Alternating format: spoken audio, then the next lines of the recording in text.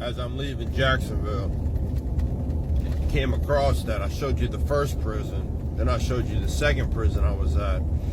Well, since I'm up north in Florida, let me go ahead and show you the third prison, Gladiator Camp, Lancaster Correctional. We are on our way.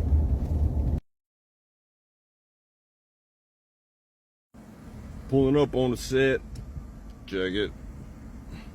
Last time I was brought here was in handcuffs and shackles. We are at Lancaster Correctional. We started pulling up on the set, and bro, this is a big old compound, man. Yeah.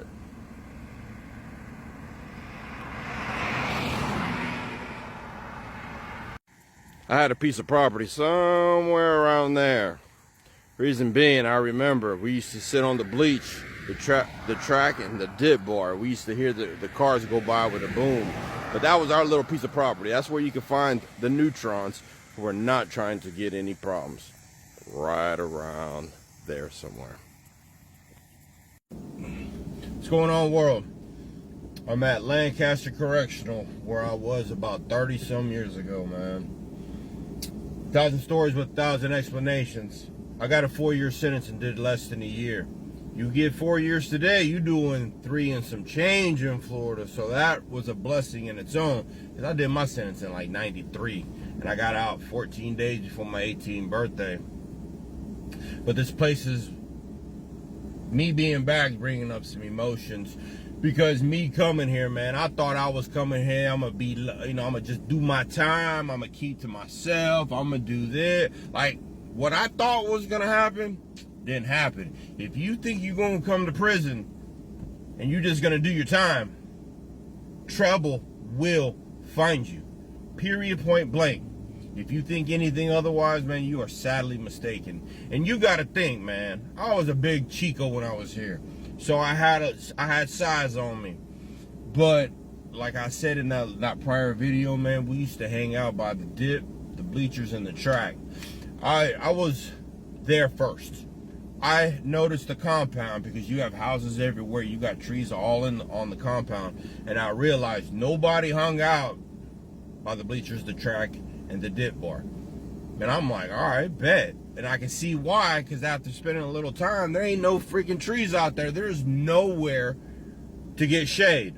But I was like, man, I'm going to do my own time. I'm going to do my own thing. So I literally went out to that track and I would run miles upon miles, and I would do dips after dips. When I left this prison, I was doing 4 45-pound plates on the dip bar. Yeah, I was a big dude. But, you know, something that kept us safe, I'm going to say my size, maybe my demeanor. But there was a dude here that I was with. His name was Billy. But he was one of the best ball players on the compound. Everybody wanted him on his team. And they knew we was close. So anytime they wanted him to play, they would come to that track. Like as if, you know, everybody knew where to find us, man. We was the neutrons that just tried to keep the peace. We ain't trying to get involved in y'all stuff. Even though trouble finds you. My first 24 hours here, I spoke about something out of Lake Butler. My first 24 hours here, man, they're like intake. They do fingerprints. They search your property. They do stuff like that, man. And I remember being fingerprinted, and the guard literally, you know, he's fingerprinting, but he's talking all this mierda in my ear, talking about my girl at the time. Oh, I would do this, I would do that. He's trying to get a rise out of me. And I'm just looking at, and I'm literally in my head looking at him like, bro, only here will you do that. Only, and I'm thinking in my head, boy, on the streets you'd have done got. But let me tell you something else, man. This dude's fingerprinting me. I'm doing it. Except for he grabs my wrist and almost breaks it. Because I ain't like snapping back at him. I don't know, maybe my look. I don't know what the heck was going on. But thank God for a supervisor walking in. Because he saw he walked in and started yelling, "You don't do that to him! Let him go!" But I think that guard would have broke my wrist, man. Because I promise you, I was hurting. It was hurting. Man, there's so many emotions coming up, you know, because I spent more time here than I did at Lake Butler or at the West Unit.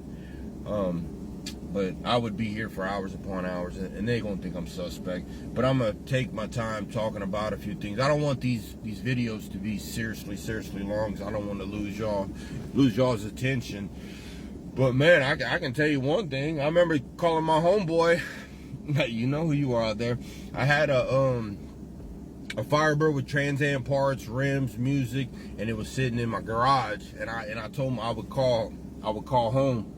And you know, I would talk to my homies, you know, the people who took time to talk to me. But I asked one of my homies, I was like, bro, you gotta do me a solid, man, you gotta do me a favor. And he was like, yeah, man, what you wanna do? I said, bro, will you go start my Trans Am, and will you drive it for me? And I said, but I got one favor for you, dude. That's the only way you can drive it. And he was like, man, what's that? I said, bro, start it up, let it idle, leave my neighborhood. But once you get to the end of my neighborhood and you get on that main road, bro, I need you to hit first gear, I need you to hit second gear, and I need you to hit third gear. It was a 5.0. My buddy was like, no problem, for real? And I'm like, yeah, man, that's the only stipulation I got. Because, you know, if cars don't run when they're in the garage for too long, man, something can go wrong with them. So I had my homeboy go over there and drive it every once in a while to keep it going. But not only that, the same homeboy came and picked me up from prison when I got out. And, you know, this was a lesson. I didn't even realize I did this. But we went to Burger King, first meal. And we go to Burger King, and we're eating across from each other. And he's looking at me, and then he starts laughing. He was like, bro, you ain't in prison no more. Why you eating like that? I'm like, eating like what? He was like, look at how you eating. And it was kind of like I was guarding my food at the same time with eating it. Like, I didn't realize it then, but it's always stayed in my mind because it was a habit that I picked up being locked up here. Hey, man, there's way more stories. I'm gonna stay on this little story thing because there's a lot more to say. I just don't want to be out here for too long. I tried to do the video out there in the sun and the humid, which I was cool with. But I ain't cool with all these dang bugs, bro. It was like swarming. Nah, man, I ain't doing that. I love y'all, but my peace of mind is important, man. I'm gonna tell y'all a story. How trouble finds you in prison. So they say the 3 G's: gangs, gambling, gays. I'm gonna add a 4th one to that, which is the GTL, which is the phone, man. I'm in the phone line, and these phone lines are long. It takes a long time to get on the phones. So me and this other Chico were literally talking back and forth as we move from seat to seat closer towards the phone line.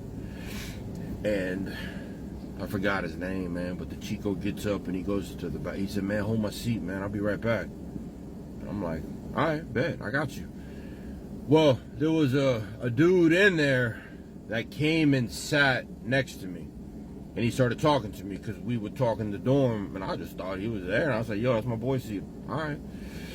And he's just talking to me. And then when my boy came back, he didn't want to give up the seat. He was like, man, I've been sitting here. I was this, I was that. And I was like, bro, you was not sitting here. I told you that was his seat.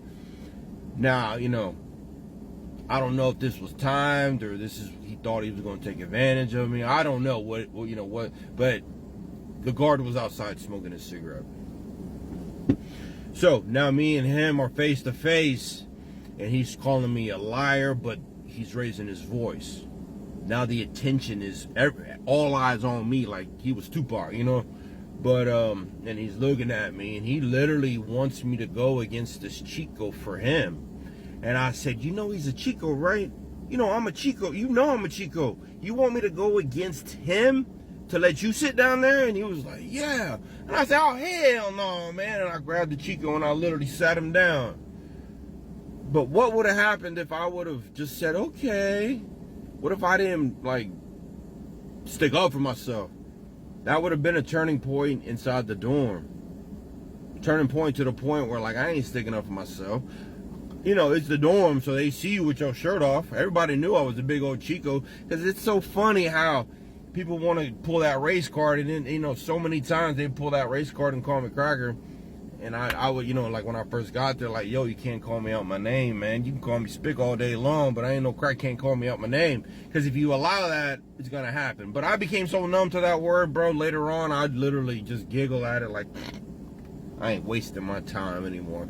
Man, I just wanted to do my time. And the reason why I say that, man, the people in the dorm used to tell me, like, everybody knew I got money because when you got envelopes, you have a red stamp on there.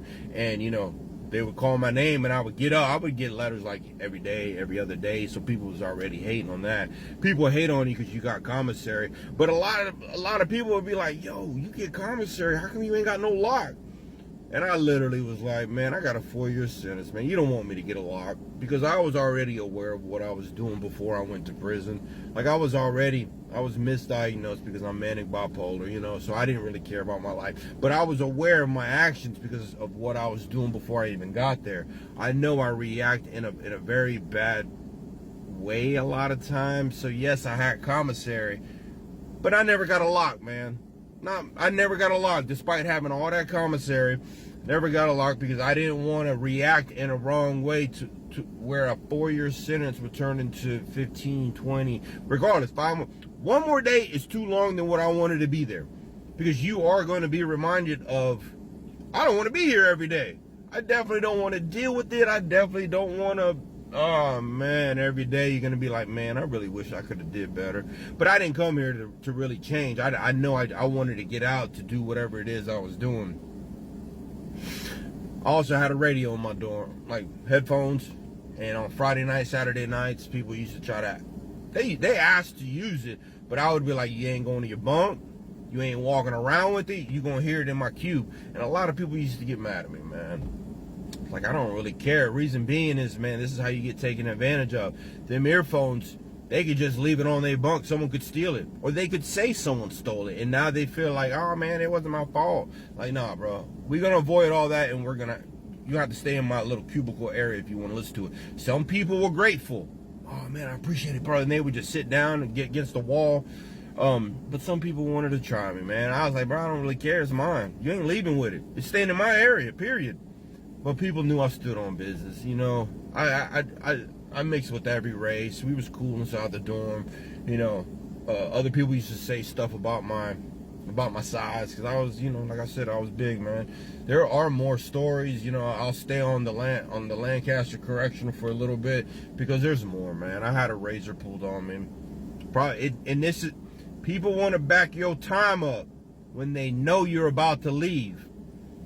And I had a razor pulled on me.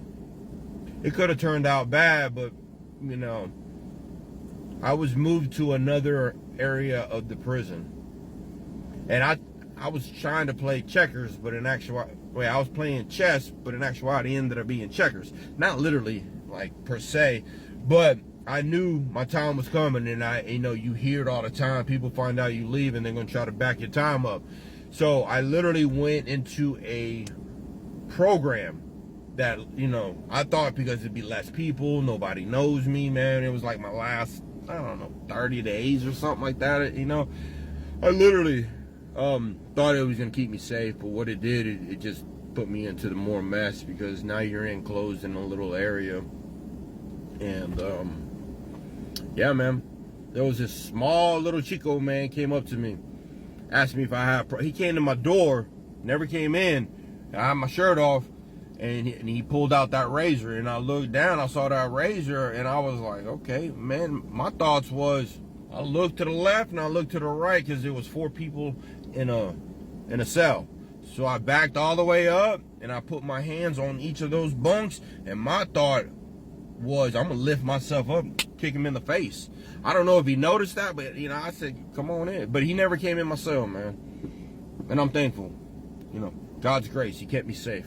And, you know, God got me out of prison. God helped me do a lot of things in my life without me even deserving. You know what I mean? But I'm here today to share all these stories. Don't go to prison. Don't be doing all that. Hey, so it's funny. People want to come to prison and make their bed up nice, looking military. Like, boy, they serious about it. Oh, they serious about it here. And now everybody wants to have a great work ethic here. For 25 cents, 40 cents, 60 cents, dollar, whatever the case may be. But when you out, you don't want to work for $10, $15, $20 an hour. Oh, I don't want to go to, but you come to prison, you want to work hard. Man, change that mindset and work hard out here and do your thing.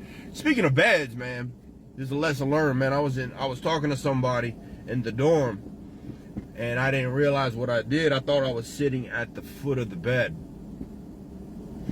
and I was actually sitting at the head of someone's bed, and I didn't realize it. The dude comes to his bed, like the bed, and he was like, Chico, man, you sitting at that? And I was like, bro, you know, this is where pride and ego, but truth doesn't matter. I was in the wrong. I didn't realize that. Bro, I literally apologized to this dude, and I said, bro, that'll never happen. It's a lesson learned. I promise you, bro, it ain't, you know, like, because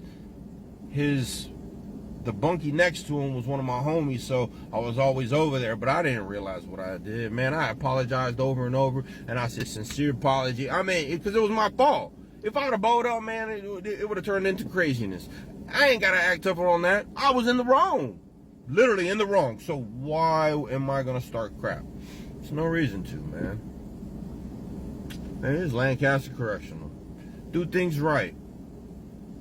Since I turned my life over to God, hey, so y'all are going to hear a lot of stories. I'm going to tell y'all about true crimes that I've committed, because saying OG, bro, that's one heck of a statement, man. But, you know, a lot of how's it go?